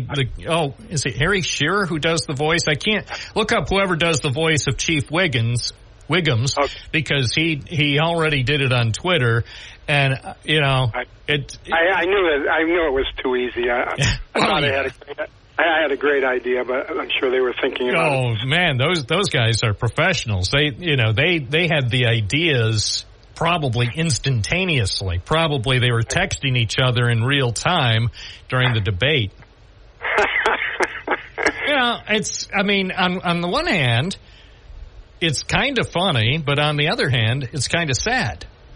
Yeah, it is. But we got, in this day and age, we got to make as much humor as we can to keep our spirits up. Wouldn't it be funny though if he said, even at this late date, even though a few days have gone by since that bizarro statement, wouldn't it be funny if he said with his next insightful, in-depth interview with Sean Hannity, coming up this afternoon from 3 to 6 on WNBF, if he said, I did that just to inject a little levity into the debate. So that could be his new take, is that, no, I did this on purpose just so people would have something to laugh about from an otherwise serious period of time. Yeah, what he just did that recently with something else. Right. He said, yeah. So I wouldn't put it past him. I wouldn't put it past him for trying to run that up the flagpole. Well, as long as LL, I don't want to mention her name, is around. She's the one used to be Stephen Miller and he's still whispering in his ear, but now it's LL, that person you don't want their name mentioned. Yes, please. It's not so much, by the way, Matthew, it's not so much because of me, but it's because of the kids who might be listening. They don't need to be subjected to that at this early age. Okay. But anyway, good news is inflation's down to 2.5%, lowest in a long, long time. Patrick DeHaan just said there's 50,000, and I don't know if you listened to your news report. I heard it. 50,000 gas stations across the United States that gas is less than $3 a gallon now. And by the way, Putin had a smirk on his face when he I know. Look, everybody but the one caller, I guess it was Tom, everybody knows what's going on there. So anybody who takes the fantastic Vladimir Putin endorsement at face value, well, you can, but it's wrong. I mean, here's what I'd like to say. Tom said one thing yesterday after I called, and he was like, "How dare they call us a cult?" And I don't like calling people names, but I thought that was pretty well accepted that there's sort of a cult. And then I started doing a little research and do personality called Scientific America. There's a great article that came out in June, and they did an in-depth thing about the people surrounding Donald Trump and why they keep supporting him, and they call it. And I think probably maybe you shouldn't just use the word cult because it means that many, but a personality cult is somewhat different than a full-blown cult, and it's. It's a real thing. Scientific America did a whole bunch of research about it and how it works and if you read it, it's very insightful. And I would ask Tom to read that. Pretty good read, not real long. And look, when we on the other side of the fence talk about this, we understand that there's a huge amount of grievance in this country, and some of it very, like the guy calls from, I thought he was from California, but he said he was from Binghamton today. When he talks about all the, and when Josh Riley you're confusing those two guys. James from Binghamton always has been from Binghamton. There is another caller who may share some similar views who is from the San Francisco area. You're thinking of, we're the same guy. Yeah, no, they're two separate listeners who, yes, they have some similar views. But anyway, I mean, you can be, we don't mean to lump everybody in with, look, there's a lot of, the thing that's scary to us is that he's embraced so many really, really, really bad elements of American society in his umbrella of supporters. That doesn't mean every one of those embraces every one of the things those supporters say. And it is probably unfair to call them all the same. But somehow he has put together a personality cult that follows him, and doesn't mean you're following everything he says. Right. I mean, let's be fair. I think when most people might reference using the C word, and I try to avoid that, to be honest with you, too, when it comes to politics, because I understand that for many people it has negative connotations, because some people think when you use the C word, you're talking about people who are going to follow Jim Jones and drink the Kool-Aid or whatever, and it's not like that. Not for some it is, but for a whole bunch it is. But most it's not. Let's be clear. I mean, maybe. I mean, I'm not going to attach a percentage. I'll just say the vast majority of people who really do support Donald Trump and maybe his policies, maybe they don't like his unique personality, but they may like many of his policies and sort of what he stands for. And the other thing is, in some cases, I mean, here's the thing. If things were oversimplified, Matthew, and it all came down to, Bob, do you think Donald Trump was responsible for gas being under $2? Oh, yes, I do. If that's how I viewed things, then of course you know who I'd vote for. If I thought voting for him on November 5th would mean gas prices starting January 20th would be $1.99 for the next 4 years, I probably would vote for him. But that's as Patrick DeHaan will always stipulate, and any economist will point out, it makes no difference. The price of gas is going to go up and down over the next 4 years, regardless of who wins the election. Exactly, and the big point is, fortunately or unfortunately, we are, for the last 5 years, we've been the biggest producers of oil and gas, despite the fact that a pipeline was closed down that would have ruined a lot of Indian territory that we've already, done quite a few things to the Indians that we shouldn't be too proud of. And, they latched onto that. And, oh, by the way, that was going to move to tar sands from Canada, which are one of the worst kinds of fossil fuel. Oh, that's terrible oil. That oil from Canada that was going to go through the Keystone XL pipeline. I'm sorry, Matthew. I'm an oil consumer, but I don't want to use that. Exactly. That's bad oil.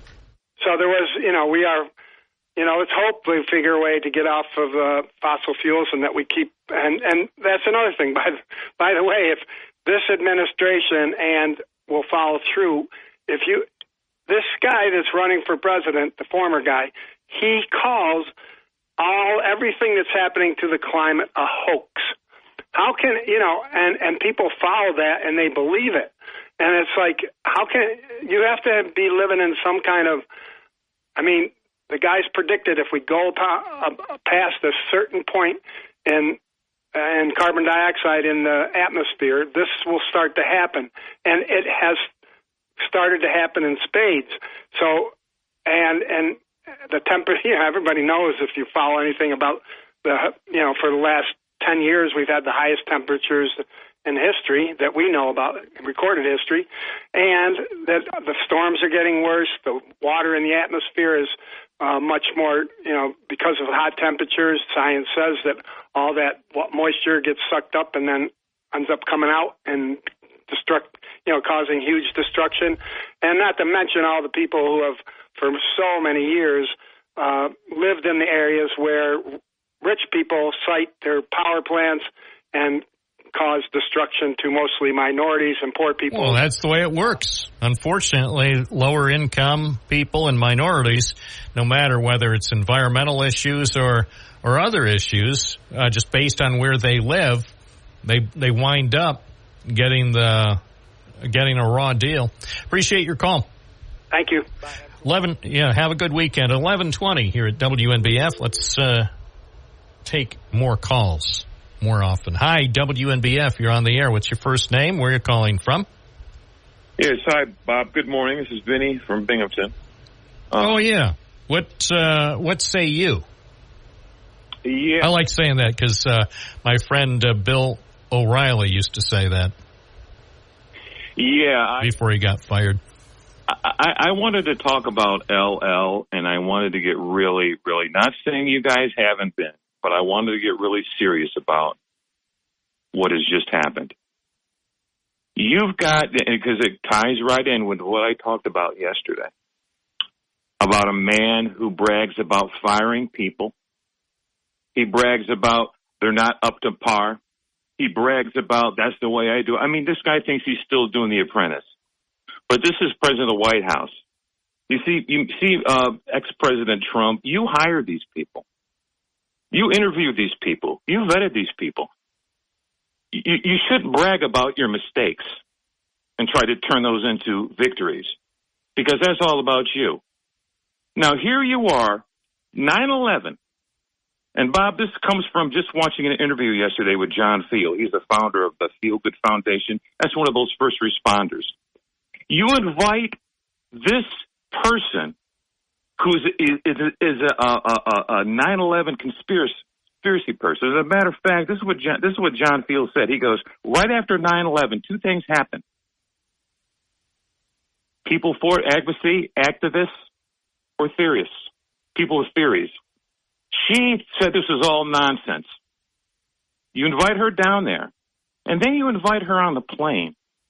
Right after, she says this thing about smelling a certain smell at the White House, speeches will be facilitated for a call center. American people only be able to convey their feedbacks through a customer satisfaction survey at the end of the call that nobody will understand. You let this woman on your plane knowing that your vice president, J.D. Vance, is married to a woman, Usha, daughter of Indian immigrants and a practicing Hindu? You invited her on this plane? How can you escape that? How can you escape that? And you want to run for the president of the United States. And you're going to bring this country together. You don't care. And I'm going to tell you something what John said, too. That first, he goes, Donald Trump ain't running for the White House. He's running to stay out of jail. And who wouldn't? I don't blame him. I'll say, and golly, I hope never to be in his predicament where I'm facing the prospect of prison, 34 felony counts, and not knowing how the sentencing will go, and then some other serious legal situations, including New York State issues that I might not be able to finesse, even if I wind up back in the White House. But I certainly, and at least give me credit for being honest, if I had the opportunity to be elected president, to possibly pardon myself and my family members and friends and those who supported me during an insurrection, I would certainly give it a chance. I mean, what do you have to lose? Well, let me ask you this. At the beginning of your life, you sat there and you cheated on your wife. We all know about the cheats, but what about the woman who came and said that you raped her? Gee, you gave her $5 million. And let's come all the way down to recently. Here's another one you said, I don't know about her. You had to pay her $130,000. And then you put them together and say, they're not my type. That's a lot of money to be given to women that aren't your type. Yeah. It's all very distasteful and, be blunt, somewhat disgusting. I appreciate your call, Vinny. Now, it's too bad. It's too bad that we're dealing with someone with that kind of a past, which has been quite well documented by the media. Even the conservative media has been documenting a lot of this. It's unfortunate. We'll just say that. It's 11:24. More calls are coming up. Don't touch that dial. We're here till noon. 607-772-1290. That is how you can talk on Binghamton Now, here on WNBF. Why would they take the geese? Yikes. Don't take the geese. No, not the geese. 11:26. At WNBF. What night is Saturday Night Live on? I want to make sure I record it on my VCR. WNBF, you're on the air. What's your first name? Where are you calling from? John in Binghamton. Yes, John. How are you? I am well, John. How are you? Good. Okay, now that we've dispensed with the formalities, proceed. Long time listener, long time. callers. Yeah. Hi. My name's Bob Biondi. Do you remember my older brother, Richard? Yeah. Hey, look, we're not suggesting, are we, that the entire truth of the 9/11, tragedy has been fully resolved. We're not alleging that, are we? Well, I've never alleged that. There are a lot of unanswered questions and a lot of government documents that are still unreleased and perhaps never will be released. A lot of secrets there. And along the 9/11 victims versus the government of Saudi Arabia, that's the victims themselves. That's a conspiracy theory that is not a hoax. But look, are we suggesting that no one in the United States of America kills and eats pets? Oh, come on, man! I didn't suggest what? I never suggested that ever. Okay. I represent that. I think the reality is, of course, sometimes, and how can I put this delicately? Well, I can't. We'll just say no, and I'll give you this illustration. Away from the dinner table, I was introduced to dog meat, tough, snake meat, tougher, and roasted grasshopper, crunchy. You see what I mean? Yeah. So, there's precedent for this, even with a U.S. president acknowledging that even though you and I might like hot dogs and Speedies, that others might eat something else. It's all a cultural thing. And so I will never assert that dogs and cats are not being served up somewhere in the USA today. Along with swans in Manlius. Don't get me started. You're just like that other person who brought up LL. You're trying to push my button right before the weekend. Don't you get me started, John, about swans and Manlius. You know better.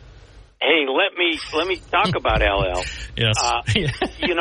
Every journalist, especially on the internet, makes mistakes, and I thought she made a huge blunder, but it turns out she didn't. She reported on this incident with Biden, this medical incident, where they were clearing the way to the emergency room for Biden's motorcade, that he had suffered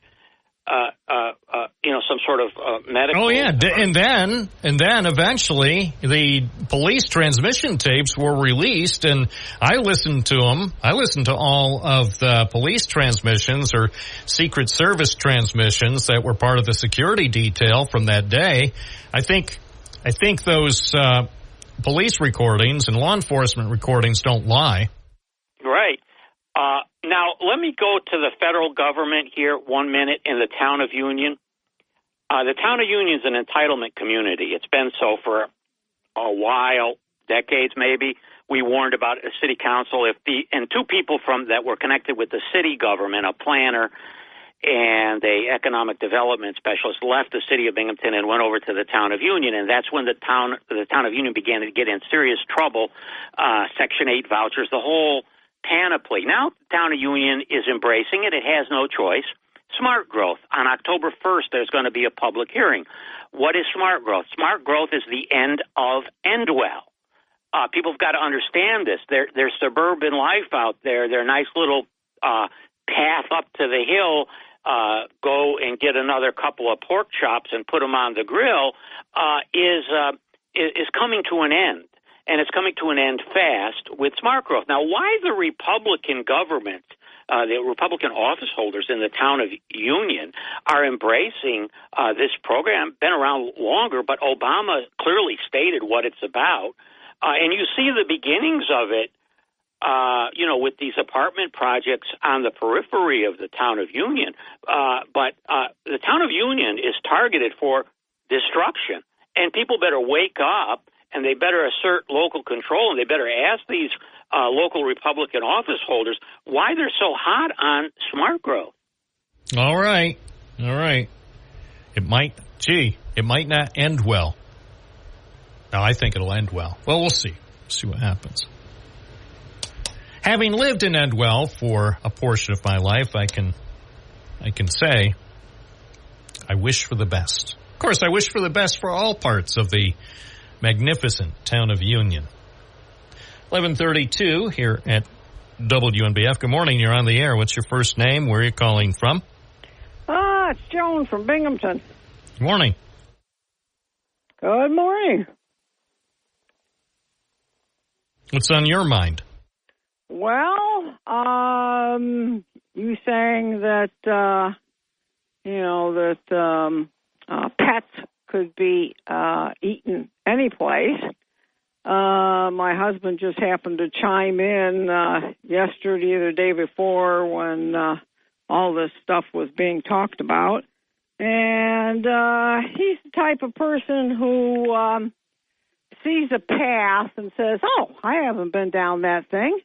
And, or been down it a long time and goes down. And he was walking along the river in Binghamton. And this was many years ago. I will not say that this is current. But he saw a carcass of a dog that had been skinned and, he assumed, eaten. Well, I'll say this. I wasn't going to bring this up. In fact, it only occurred to me right now. Mm-hmm. Actually, I'll bring it up because I'm going to try to find an archived version of the story because it sort of is pertinent. But I also will say when it comes to this topic, some people may find it offensive, but it's about a story that really happened right here in Broome County in Endicott some years ago. And even though it pains me to bring it up, since we have gone down this path, I will bring it up if only to prove a minor point. But before I find that story, listen to this. Because this guy just can't stop. I mean, he will not limit his comments simply to dogs and cats. They take in the geese. You know where the geese are? In the park, in the lake. And even walking off with their pets. So again, it's not just dogs and cats. Now it's geese. And now I'm worried if you take this guy literally that you have to worry now about what's going to happen at Otsego Park. You see what I'm saying? Well, I happen to be in the pathway of geese flying over, and of course when they start out, they get rid of any excess that they happen to have. So, I've been thinking, hey, there would be nice if there were more foxes around here and more, predatory animals, and to decide that they might want to chew on these guys. Oh. All right. Because they are kind of a sloppy nuisance, to say the least. Well, in their flight path. Well, all birds are. I mean, and it's not because it's not anything intentional. I mean, if something happens, and by the way, it did happen one time. I was just minding my own business, and something from above. And honestly, at first, I was tempted to say something mean about the bird flying overhead, and then I thought, she didn't mean anything by it. Well, this is more than one bird, and it's also more than once. Let me put it that way. So when they have you as a pathway or as a flyway or whatever you want to call from different areas that they frequently visit, and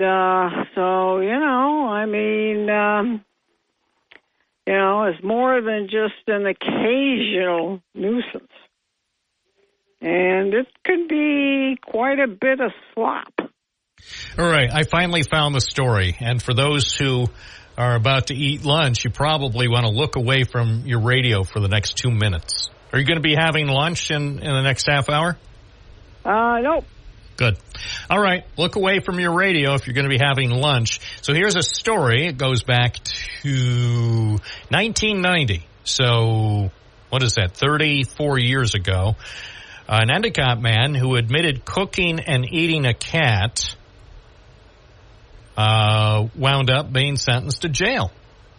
I'm not going to mention his name because this happened many years ago, and I would hope that he has learned something since then. He was 20 years old at the time. Let's see. So the guy from Endicott admitted killing the cat, and he admitted to allegations provided by the Endicott Police Department, who said the cat was killed in April of 1990. He then tried to cut the cat's throat with a knife, then beat the animal to death. Then this guy, aided by a teenager who was not charged, cut off the cat's head, baked the cat with shake and bake barbecue mix for half an hour, and ate the cat. So that's what happened in Endicott. I can tell you, because I'm familiar with the family, that this 20-year-old guy in Endicott wasn't from a different country. No. And that didn't become an issue. That didn't become an issue in the next presidential campaign, that there's a guy in Endicott who killed a cat, did unspeakable things to it, and then cooked it and ate it. It's not a campaign issue. Well, I thought it was brilliant that Trump... oh, yeah, Mr. Brilliant. Well, that, for him to have gone there, it's one thing to talk about our border and talk about too many people getting into the United States illegal.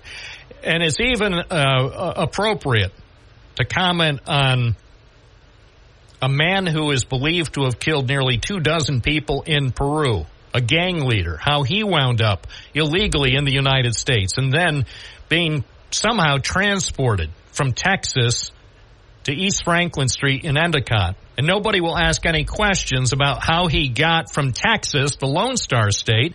Did he get help from the governor of Texas, a Republican? Did he get help from the Texas, what do they call themselves? Not the state police. The Texas Rough Riders, did they drive him from Texas to East Franklin Street in Endicott? How come nobody will ever ask whether Texas had a role in bringing the Peruvian gang leader to East Franklin Street in Endicott? How come that's no longer an issue? Yeah, how come nobody asked if New York State gave him a hand? Whatever. Yeah, I want to know. Did Governor Hochul have anything to do with this? Did the governor of Texas? Who? Did they actually, a Republican governor in Texas and a Democratic governor in New York, actually agree to take the guy, a Peruvian gang leader, and resettle him on East Franklin Street without telling the cops that they might face a potential violent felon if they responded to some sort of dispute call? Well, you got to ask, how did he get in the United States in the first place? That's not the biggest thing. The biggest thing is, after he was given the paperwork for an immigration hearing, how did the kid get from Texas to East Franklin Street in Endicott, near where I used to live? You mean you wanted him to stay down on the border? Yes. I don't want Peruvian gang leaders suspected of killing nearly 24 people, including a retired police officer. I don't want them in New York State, and I certainly don't want them on East Franklin Street in Endicott, near where I used to live. And you don't want them in the United States, period. Exactly. But if they get into the United States, I don't want, whether it's the government in Texas or the government of New York, giving them transportation. I mean, when he got into the United States illegally, he couldn't have had much money. So who gave him the money to get from Texas to East Franklin Street in Endicott? The other question is since he is a gang member, who did he bring along with him, and they gave him money? Maybe. How come? We don't know. The bottom line is the people of Texas will not tell us how the guy who managed to get in their state illegally wound up on East Franklin Street in Endicott. I want the governor of Texas to call this program and tell me what he's learned about how that guy got from his state, the Lone Star State, into the Empire State. No, you want your governor to do that. Yes, I want Kathy Hochul to call in, too. I want them to both call in right now and tell me. Because Kathy Hochul ought to have an investigation going on how this guy got into Endicott and wound up in a little house on East Franklin Street for a couple of months before he was finally taken into custody in front of the Burlington store at the Town Square Mall. I'm not arguing with you. Thank you. See, you and I agree on more than you realize. That our guys that we have elected, maybe, they're not doing anything for us. The governor of Texas, somehow that guy got in there and now he's gone. So, that's good. But our guy, he was picked up here. How did he get here? How did he stay here?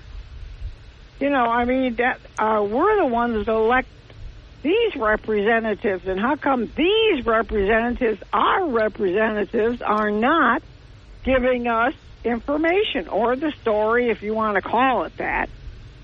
How come you don't have the story? That's right. It's time for them to give me the answers. Thank you, Joan. It's 11:43 at News Radio WNBF, WNBF.com. That's right. It's time for the leaders of Texas and New York State to tell the truth about how that guy wound up on East Franklin Street in Endicott and what they're going to do to keep it from happening again. So Greg Abbott, I want you to call me Monday morning at 607-772-1290. Kathy Hochul, I want you to call me Monday morning at 607-772-1290. I want both governors to call in Monday morning to tell me how a Peruvian gang leader wound up on East Franklin Street in Endicott, the steps these governors will take to see to it that it never happens again. Morning, you're on the air. What's your first name? Where are you calling from? Hi, this is Gary from the South Side. Hey, Gary. What's on your mind?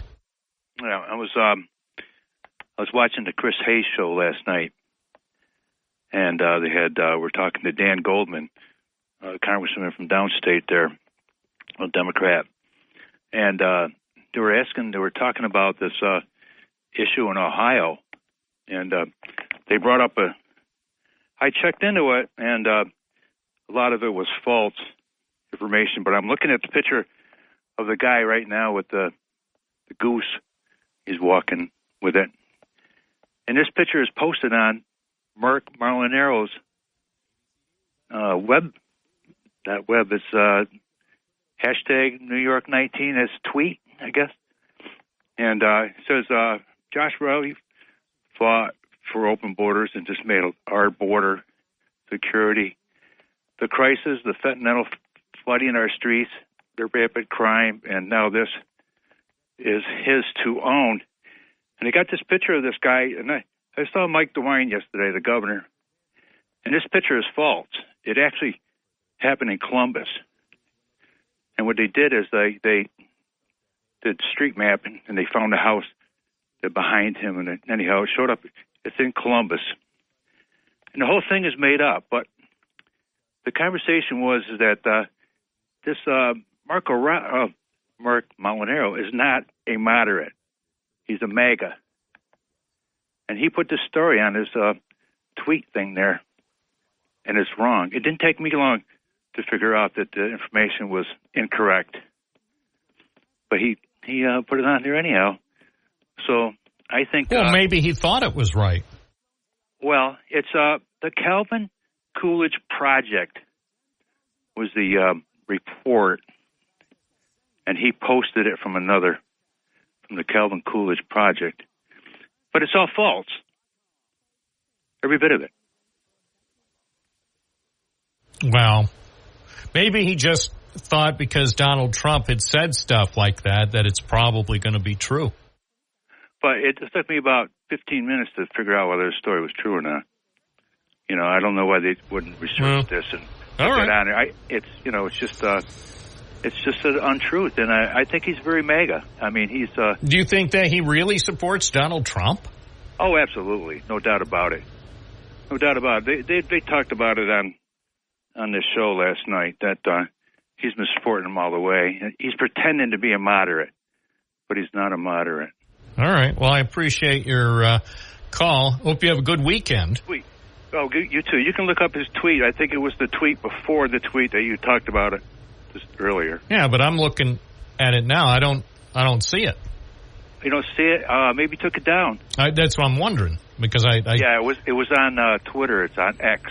Yeah, I was looking at, because I was looking where I referred to the story, because it said about Josh Riley that he'll house illegals in college dorms, so I saw that, but the next one I see after that is something from 15 hours ago about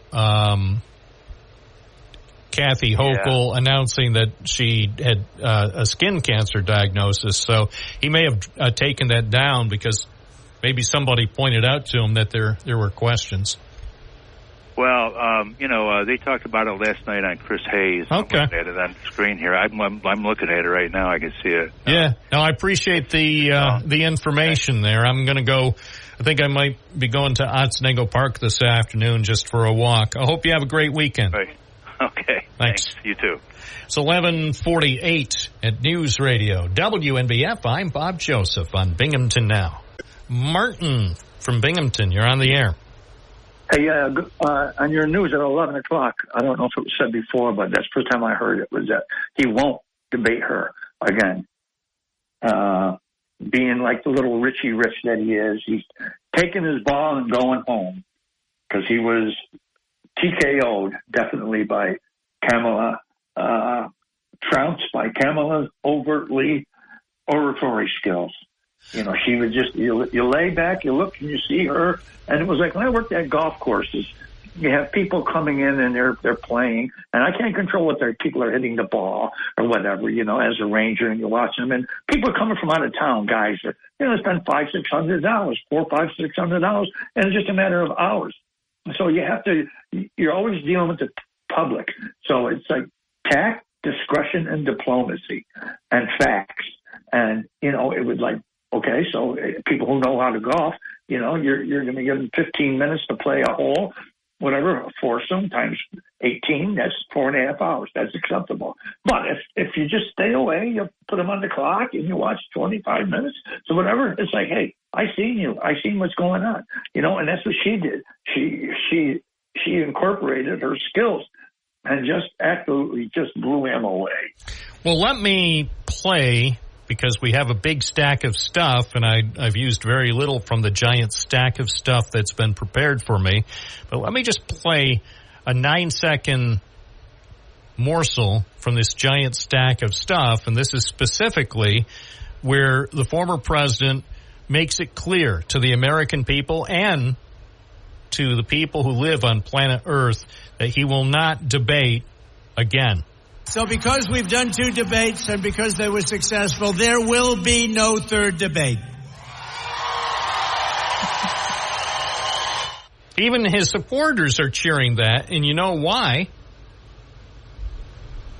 Oh, yeah, because they're embarrassed. Well, yeah. I mean, everybody saw it. See, that's the thing about what happened Tuesday night, just like the thing that happened in late June on CNN with President Biden.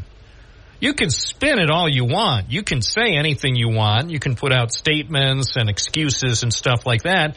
Bottom line, when it comes to a televised debate, everybody can see and hear what went on. So that was one of the problems for President Biden. There's no way for people to unsee or unhear what they experienced in the CNN debate. That's why he had to make the difficult decision not to seek a second term.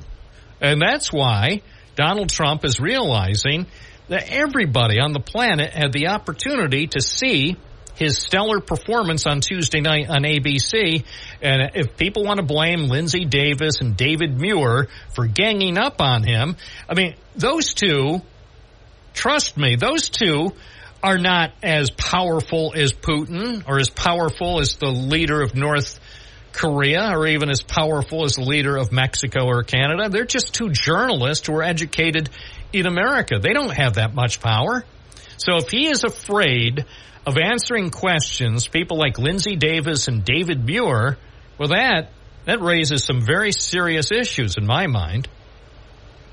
Yes, definitely. And also that last piece there when he said he's not going to speak anymore, he goes, it was a monumental win. I mean, that's the narcissistic, twisted mind and thinking that, he can't accept it, just like the results of the election. You know what? Here's what I just thought, Martin. I just thought that although Donald Trump usually watches recordings of his past TV appearances, I bet he hasn't watched 1 second of the ABC debate from Tuesday night. I bet he even ordered the staff at Mar-a-Lago not to show it anymore. Even if guests want to watch it, he probably ordered them not to show it. Or he will fire them. He loves to fire people. Sure. Maybe they've already been fired. Maybe some people at Mar-a-Lago were fired even though they had nothing to do with his debate performance. Sometimes people with power who have the ability to fire low-paid and just employees who are effectively powerless, sometimes they just fire people at random because they're angry. Yeah, and about the geese, taking the geese in the park, and then he followed it up by us, and they're taking their pets. Is he implying that they're coming right up in the park and taking your dog? That's what it sounded like. It sounds like if I go to the dog park over on the north side, or if I go to the dog park in the town of Union off Airport Road, or if I go to the dog park over at the Hickories in the town of Owego, that I better watch out because they're going to come and swipe my dog. Yeah. I mean, that's the type of fear that America doesn't need. But that's what he's all about. Yeah, that's all. He's not about any joy, any optimism or nothing like that. And he looks horrible. He looks just so dour all the time. I mean, who the hell needs that? He was beat up. He was TKO'd. I missed that guy James. I mean, I caught the end of his statements there. But boy, he was really good, I thought. And very vehement about what we all saw. Well, Martin, I think I don't need to tell you we have the best callers. Yeah. I just came in a little bit late there, but boy, that was very good, and they're all good. I mean, it's a great show, Bob. So thank you for the show. Please, Martin, please. I appreciate your attempt to commend me for a fine job. It's not just a great show; it's the best show. Yeah, and from here to Ithaca and all over California, and last thing, are you going to go to the Rod Serling unveiling? I plan to. Yeah, I was walking by that statue there last night. And, I was there yesterday, and I'm looking forward to it. Hey, I have to run. I hope you have a great weekend. Yeah, you too, Bob. Stay safe. Thanks. That's our program for this week. I'm Bob Joseph. Enjoy your weekend. I'll be back Monday right here on WNBF.